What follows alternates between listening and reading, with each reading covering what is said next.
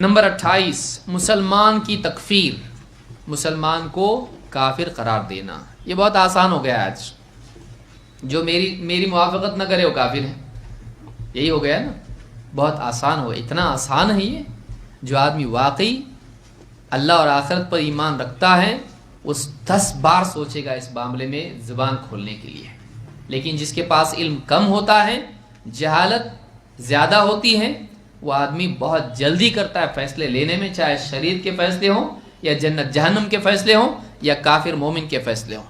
کم علمی فیصلے میں جلدی کرا، کیا ہے، کفر کیا کافر، شرک کیا مشرک، ایسا کیا کافر، بدعتی، اسلام سے ہی باہر ہے، کچھ بھی بولنا شروع کرتا ہے۔ یہ معمولی چیز نہیں ہے۔ اللہ کے نبی صلی اللہ علیہ وسلم فرماتے ہیں، ایما رجل قال لاخیہ یا کافر، جو بھی مسلمان، جو بھی شخص اپنے مسلمان بھائی سے کہتا ہے اے کافر، کیا کہتا ہے، او کافر، فقد باء بها احدهما، اب وہ چیز دو میں سے ایک پر لوٹ کر رہے گی، دو میں سے ایک پر لوٹ کر رہے گی۔ یہ بخاری مسلم کی روایت ہے۔ مسلم کے الفاظ ہیں، ان کان کما قال والا رجعت علی، جس کو کافر کہا ہے اگر واقعی وہ کافر ہو تو ٹھیک، اس پر لوٹے گی، نہیں تو جس نے بولا ہے اس پر لوٹے گی۔ یہ بات کس پر لوٹے گی؟ جس نے بولا ہے۔ بلا تحقیق کسی کی بھی تکفیر کرنا، کافر کا فتویٰ دینا، مشرک کا فتویٰ دینا اچھی بات نہیں ہے۔ اللہ کے نبی صلی اللہ علیہ وسلم ایک اور حدیث ہے جس میں فرماتے ہیں، ما اکفر رجل رجلا قط الا باء احدهما بها، جب بھی ایک شخص دوسرے شخص کو کافر قرار دیتا ہے تو وہ معاملہ دو میں سے ایک پر لوٹ کر رہتا ہے، ان کان کافرا والا کفر بتکفیرہ، اگر وہ شخص جس کو کافر کہا ہے واقعی کافر ہے تب تو ٹھیک، اگر نہیں ہے تو یہ تکفیر کرنے والا خود کفر کا ارتکاب کرتا ہے، اس نے خود کفر کیا اگر وہ کافر نہیں ہے تو آپ کو جب تک کہ کنفرم نہیں ہے یہ کافر ہے تب تک کہ آپ کو اس کی تکفیر نہیں کرنا چاہیے۔ اور آپ کیوں کریں تکفیر، کیوں کریں کسی کی تکفیر جب تک کہ علماء اس بارے میں کچھ نہیں بول رہے ہیں۔ اور ایک جنرل قاعدے کے تحت ہر آدمی پر کافر کا لیبل نہیں لگایا جا سکتا ہے۔ عالم کہے جو ایسا کرتا ہے وہ کافر، تو آپ کہیں دیکھو اس نے ایسا کیا اس لیے وہ کافر، نہیں کر سکتے آپ۔ کیوں؟ اس لیے کہ تکفیر میں معنی بھی ہوتے ہیں اور اس کی شروط ہوتی ہیں۔ اگر ایک آدمی نہیں جانتا ہے اس کی تکفیر نہیں کریں گے، ایک آدمی فلاں وجہ سے کر رہا ہے تکفیر نہیں کریں گے، جذبات میں آ کے کچھ بول دیا لیکن سوچا نہیں، وغیرہ وغیرہ معاملات، کئی چیزیں اس کے اندر ہیں۔ ایک آدمی غلبے میں، خوشی کے غلبے میں زبان سے کیا نکل گیا اس کا، اے اللہ میں تیرا رب تو میرا بندہ، تکفیر ہوگی اس کی؟ نہیں، سبقت لسانی ہو گئی، اس سے بولنے میں گڑبڑ ہو گئی اس کے، آپ اس کے بولنے میں غلطی کو آپ نے پکڑ لیا، اس کی سوچی سمجھی بات نہیں ہے، وہ اس کی تکفیر نہیں کر سکتے ہیں۔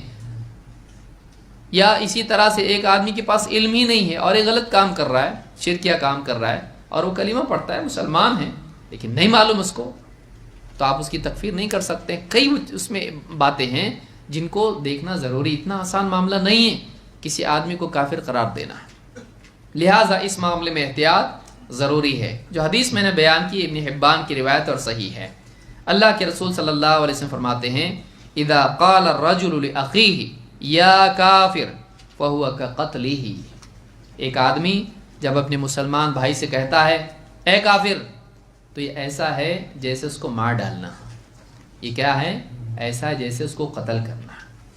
تو یہ طبرانی کی روایت ہے اور یہ صحیح ہے۔ معلوم ہوا کہ تکفیر مناسب نہیں ہے الا یہ کہ انسان کے پاس حتمی قطعی علم ہو کسی کے بارے میں، اور یہ علماء کا کام ہے، عوام کا نہیں ہے۔ اللہ کے رسول صلی اللہ علیہ وسلم فرماتے ہیں، لا یرمی رجل رجلا بالفسوق ولا یرمیہ بالکفر الا ارتدت علیہ ان لم یکن صاحبہ کذلک، کوئی آدمی کسی کو کافر کہے، کوئی آدمی کسی کو فاسق کہے، اس کے خلاف کافر اور فاسق کا فتویٰ دے اگر واقعی وہ ویسا ہے تب تو ٹھیک، ورنہ وہ فتویٰ کس پر لوٹ کے آتا ہے؟ اس پہ خود پہ آتا ہے، اللہ کے ہاں یہ اس پر مانا جاتا ہے۔ تو کیوں آدمی کرے کسی آدمی کے بارے میں وہ کافر ہے، وہ مشرک لوگ ہیں، وہ کافر لوگ ہیں، وہ مسلمان نہیں ہیں، آپ اتنی آسانی سے کیسے بول سکتے ہیں بھائی؟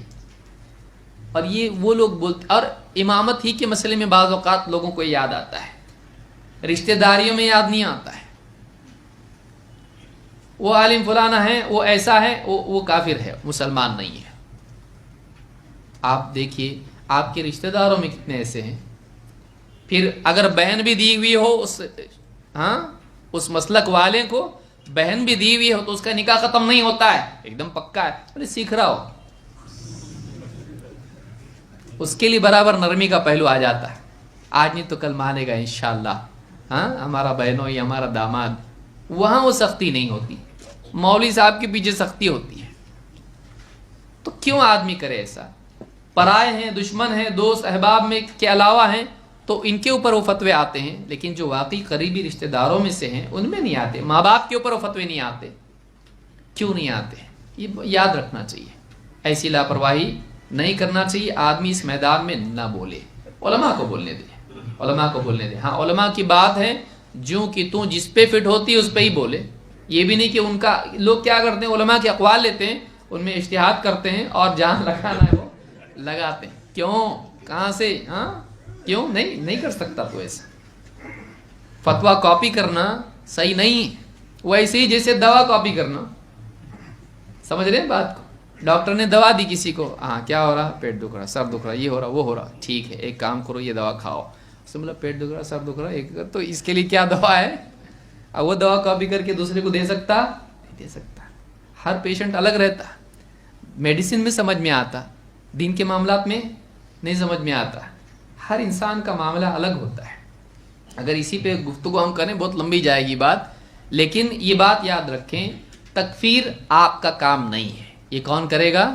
یہ علماء کا کام ہے۔ تفسیق، تبدیع، جو بھی معاملات ہیں، بدعتی قرار دینا اور کسی کو کافر فاسق بنا دینا آپ کا کام نہیں ہے، علماء کو کرنے دیجیے، یہ آپ کا کام نہیں ہے۔ جو حدیث میں نے بیان کی بخاری اور مسلم میں موجود ہے،